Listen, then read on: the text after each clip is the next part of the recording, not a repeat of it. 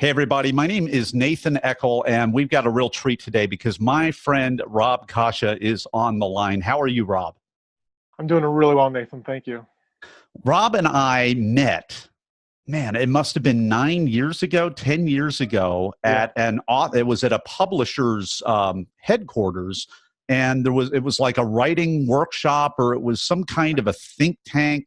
And nothing on my side really came from it other than really meeting Rob and meeting a whole bunch of really amazing people. And here it's 8 or 9 years later, and I finally picked up some of Rob's books, his ebooks. This is my Kindle. And I got to tell you, folks, this has been really ministering to my soul. We're going to talk about some of the life lessons that Rob has really crystallized into this book. And I've had the privilege, as many of you have, of following Rob on Facebook, just being connected, and really shocked about maybe 5 years ago to really witness some of your health challenges right there on Facebook. So I'm just so happy to see you come out, Rob, on the other end and bring out these amazing ebooks that are really speaking to my heart. So we're going to talk about that, but I'd love for you to just comment on anything that I've said, and then we're going to share some of the stories out of your books. We're going to really apply it to everyone's life. Really, they symbolize things in all of our lives, and then we're going to tell you what you can do to actually take a next step, which is really, really easy. At the end of this, we're probably going to go hopefully about 20 minutes or so. Rob, any response to that introduction? Sometimes I really front end load these. So what's your response? I appreciate it very, very much, and I appreciate you taking the time to talk with me. It's been something that I describe as I would never want to go through it again, of course, but I am so grateful. I never want to give up what I gained with Jesus through that experience. The first time I walked into the cancer center after finding out the diagnosis and choosing the plan we had to follow to deal with this, I was surprised at how many people were in a good mood. And I was still reeling from this. I was being treated for bronchitis for months. And my chiropractor actually found out what it was. And walking. Wow! So we went from bronchitis. To the little C here. It I'll call it the little C, because you beat it, you kicked it in where the sun don't shine, and living to tell the tale. And a lot of people are going through this right now, or know someone going through it or about to go through it, from bronchitis to something way more serious. Exactly. You just walk into this cancer center with all these people facing this terrible condition. And I overheard one woman say, this could take our lives, but it doesn't have to take today. And I heard God in her voice. I heard Jesus in that saying, I'm with you. It wasn't even so much about the results. Of course I wanted to heal. Of course I wanted a miracle. I wanted it to happen right there. But this was about walking with him. This is about who I was in him and who he was for me. And it's been like that every day since. And yes, I beat it. I'm not just in remission. The kind of lymphoma I had, if you make it past 5 years, they consider you done. And so I'm just thrilled to be here and counting every day as a blessing. Well, and I love these treasures. Again, I don't have the physical books because I was literally taking a red eye back and just kindled them very quickly. And pretty soon I'm just being impacted by these stories. So first of all, before we get into the stories, let's kind of put a bow on this a little bit. When was the 5-year mark? When was the big day for you, Rob? Just this time last year. Wow. I went, we moved to California a few years ago, and so I needed to find a new oncologist, and really was kind of putting it off. But I finally went, and she said, in this kind of lymphoma, you don't need to be here anymore. You're done. And so that was just last year we celebrated that. It was a really terrific day because they never told me that was possible. And I loved that. It was just so God to say, hey, you're free. You don't have to worry about this. And I love that. So, I mean, talk about expectations management. They actually shielded you from that knowledge, and all of a sudden snap your finger almost like a magic wand. It's a kiss from heaven. And you're certainly understand how blessed you are as a result of that. But man, how wonderful is that? So again, folks, we're talking these stories. I just saw an opportunity. This is what I do all day long. I just want to spotlight other people that are really making a difference, especially authentic people that have really gone literally through hell and back in terms of relationships, in terms of health, in terms of career, in terms of any kind of other thing worth doing, worth having an impact in. And I'm really, really excited about what some of the stories that I read in Rob's book, and just hearing this for the first time firsthand from him. So I've written down a few of these, and the reason that we're talking about these is I'm actually. These stories are so powerful, and Rob has a way of taking some of the most difficult stories in his life, and he has a real I want to call it a grace. It's not necessarily all that unique, because there are communities of people that are finding this. I have kind of been a little bit feeling, frankly, to be a little transparent, Rob, I've been feeling a little bit outside for a while. So in your books, I've seen your stories and then seen how you have had grace to find the hand of God and what he was doing in painful places. And I've been asking God, okay, what's my goldfish story? God, what's my intimidator story? What's my comforter fox story? And we're going to talk about all those stories briefly. Maybe we'll only have time for one or two of them, actually.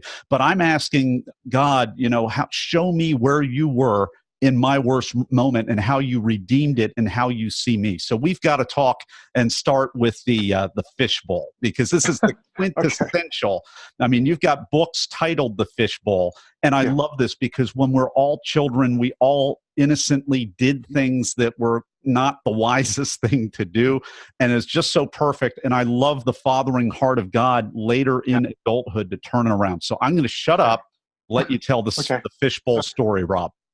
Okay. It is an important one to me. And the last book that I wrote that came out is called Fishbowl Breakers, because it is so important. When Jesus comes in our lives, when we receive what he did on the cross and receive in belief his resurrection, that he's with us, we are different people. But the patterns we've learned growing up and how we think and how we act, they still need to come into that transformation. We need to learn how to live that way. And I'm still learning that. And I was learning that through cancer, and learning that through pastoring, and learning that through just raising two amazing kids with my amazing wife. And so there's still things that come up and you're like, why is that thinking that? And I was getting ready for a meeting, and it was just, I know this is weird or whatever, but I was in the shower. God talks to me in the shower. I bet there's other people that too, because there's no barrier, and you're just able to think and listen, and there's no distractions. And I suddenly had this picture. I mean, it was like being in a holodeck, Star Trek kind of thing. Like suddenly you're just immersed in virtual reality. It was that clear to me of a picture, and I'm watching myself as a little kid. I'd forgotten about this, and it was just that clear. Watching myself as a probably like 4-year-old, maybe 5, and I remember those little play school workbenches we used to have when we were kids, and they were wooden back then, not plastic. Back in the 70s, right? Yes. Yeah. And, good old 70s. And I had the little hammer in my hand, and I was at our fish tank, and I remember I'm watching this in this picture as an adult, and I recognize now in this immersion dream vision thing that Jesus is standing next to me, and we're watching me as a little kid, and I can hear my own thoughts. And I know as a little kid, I'm not trying to break anything. I'm just trying to tap on the glass to get the fish to come and say hello. And I tap on it just a little bit. I don't know if something was wrong with the glass or what happened, but it immediately spiderwebbed and then exploded. And this fish tank just went everywhere, and the little fish hit me and bounced down the stairs, and I am completely mortified. My mom comes running, and she was so wonderful. She wasn't angry or anything. She was just concerned about me.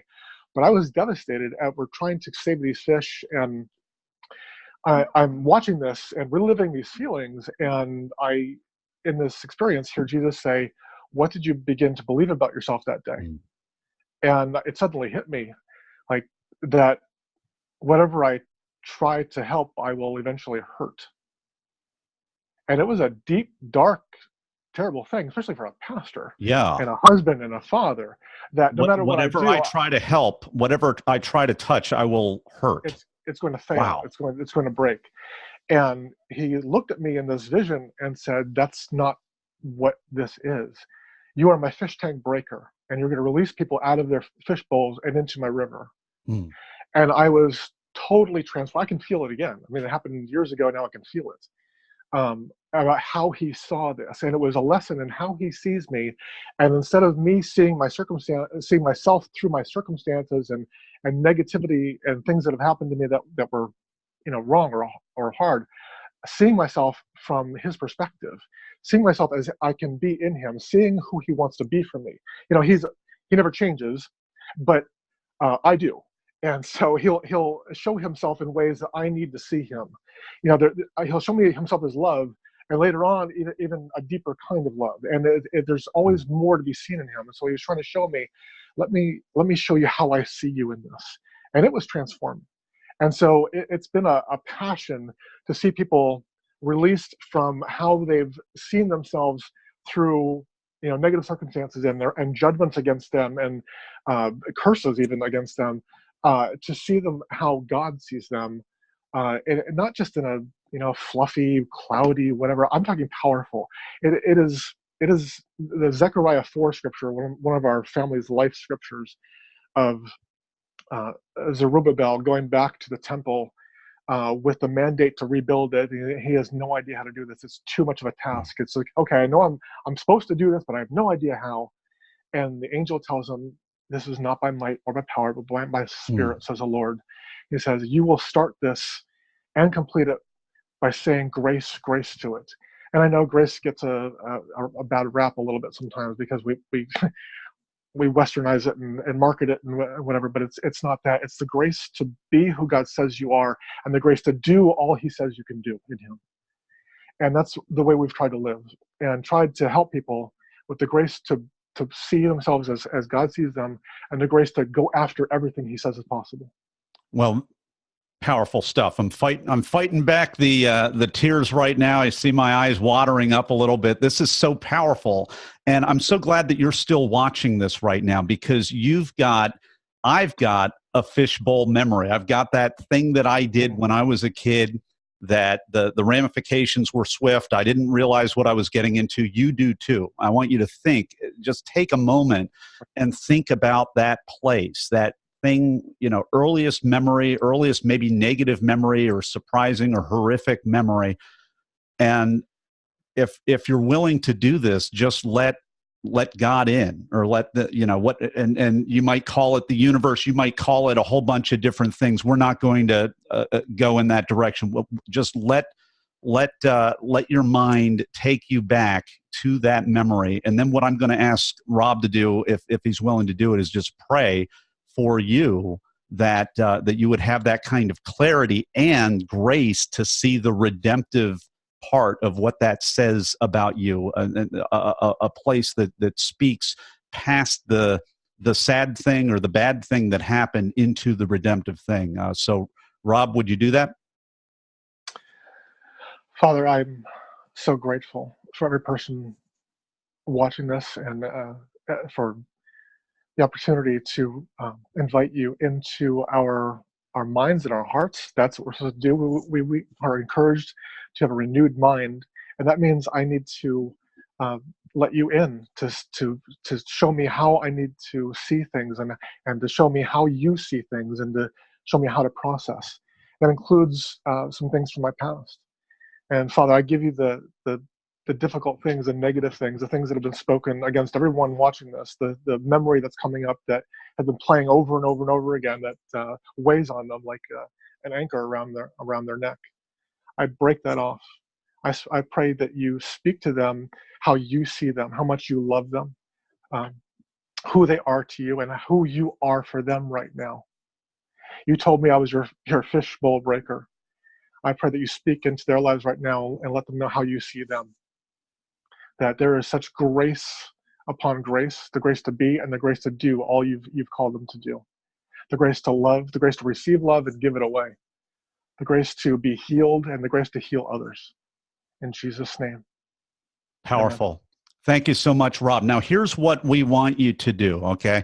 You watch this, you got to this part in the video. We want to find out what are where's really the intersection between the things that you're dealing with and some of these stories that Rob talks about, and some of the breakthrough that Rob has had that's the mandate on his life to help be a fishbowl breaker for you. So we've created a survey.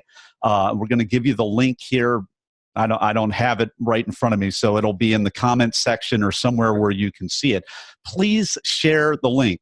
Please share this video with anybody that you know that has been dealing with maybe childhood issue or rejection issues or health issues or trauma, any of that stuff. They don't need to be part of an institutional church or any of that kind of thing. We're just here to touch people. You don't have to believe in Jesus or the Father. We're just here to touch people. So share this, and please fill out the link, the survey, so that we can gear some of these future teachings more to what is going to be helpful to you. So we're going to shut down this video right here. I think we might do one or two more because we got more stories as well. So final word, Rob. You are who God says you are. And that seems like some platitude that you see on a refrigerator or magnets, but it's the truth. And I have to tell myself that every day. My passion is to have people realize what their new foundation is. When I got sick, it was it was rock bottom for me, and I've seen people who hit rock bottom and lost him. Because their faith was in something else, and it wasn't just I don't know how to explain it, what kind of a religious thing it was. But when I hit the bottom, I realized I have nothing right now, except I know that you love me. I know, Jesus, that you love me, and I can start there. That's my reset button. And so that's what I want to give people, is that awareness of their reset button, that I may not understand anything. I may not know where to go. I may not understand what's happening around me. It seems like every negative thing in the world is happening, but I know that you love me and I can start there again. And that's what I want to give people. I love the reset button. Hey, we'll see you on the next video. Go to the link, fill out the survey, let us know what's going to work for you. Take care, everybody. Thanks for your time, and thanks for sharing with someone who's going through whatever they're going through. Take care.